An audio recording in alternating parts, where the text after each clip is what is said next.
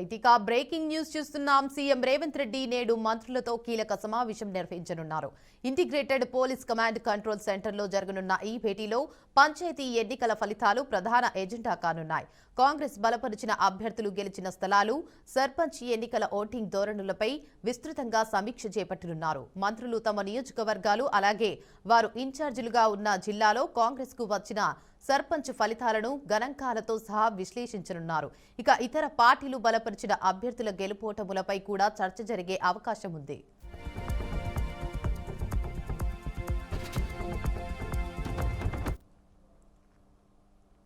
పంచాయతీ ఎన్నికల ఫలితాలతో ఉత్సాహం పొందిన కాంగ్రెస్ పార్టీ త్వరలోనే ఎంపీటీసీ, జెడ్పీటీసీ ఎన్నికలను నిర్వహించాలన్న ప్రయత్నంలో ఉన్నట్లు తెలుస్తోంది.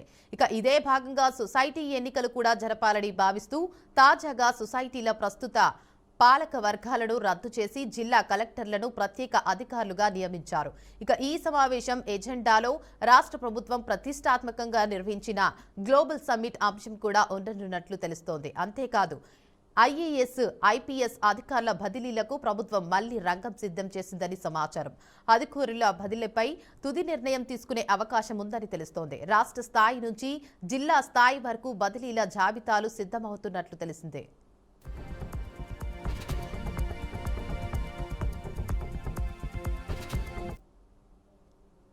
ఇక ఇదే అంశంపై మరింత సమాచారాన్ని మా ప్రతినిధి రామకృష్ణ అందిస్తారు. చెప్పండి రామకృష్ణ, అప్డేట్స్ ఏంటి? దేవిక, ఈరోజు మరి ఉదయం 11 ఆ టైంలో మంత్రులతో సీఎం రేవంత్ రెడ్డి కీలక భేటీ ఉంది. ఈ భేటీ integrated police command control centre లో జరుగుతుంది. మెయిన్ గా చూసుకున్నట్లయితే పంచాయతీ ఎన్నికల ఫలితాలపై సమీక్ష నిర్వహిస్తారు. మంత్రుల నియోజకవర్గాల వారీగా గణాంకాలు పరిశీలించి ఇతర పార్టీలు బలపరిచిన అభ్యర్థుల ఫలితాలపై చర్చిస్తారు. ఎంపీటీసీ, జెడ్పీటీసీ ఎన్నికల నిర్వహణ ఏదైతే బీసీలకి 42% హామీ ఇచ్చారు, సో పంచాయతీ ఎన్నికల్లో వీలు పడలేదు. మండల ఎలక్షన్ లో జిల్లా ఎంపీటీసీ, జెడ్పీటీసీలు ఏ వ్యక్తికి వెళ్ళాలి ఏంటి, అసెంబ్లీ శీతాకాల సమావేశాలకు సంబంధించి కూడా తారీఖులు 2వ తారీఖు నుంచి శీతాకాల సమావేశాలు నిర్వహించాలని ప్రభుత్వం భావిస్తుంది. దాని నేపథ్యంలోనే మంత్రివర్గంలో చర్చించే అవకాశం ఉంది.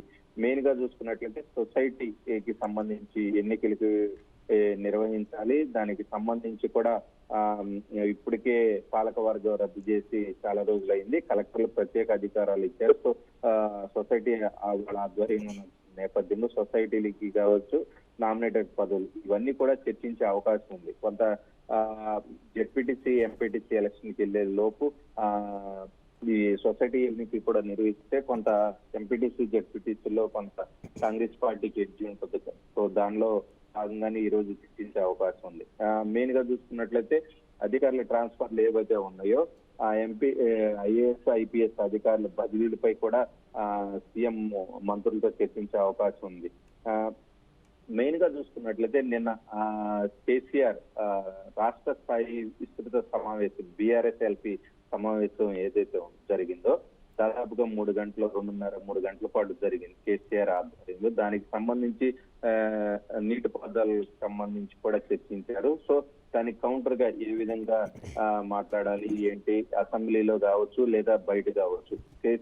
నిన్న రేవంత్ రెడ్డి కేసీఆర్ మీటింగ్ అయిపోయిన చిట్చాట్ చేయడం జరిగింది. జలాలకు సంబంధించి బయట కాదు మాట్లాడాల్సింది, అసెంబ్లీలో చర్చిద్దాం రండి అని చెప్పి కూడా ఒక సవాల్ విసరడం జరిగింది. సో వీటన్నిటి నేపథ్యంలో కేసీఆర్ దీక్షలు దీనికి సంబంధించి సభలు నిర్వహించాలని చూస్తున్నారు.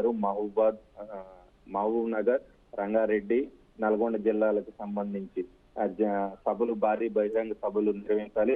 ఇప్పుడు వరకు ఒక లెక్క, ఇప్పటి నుంచి ఒక లెక్క.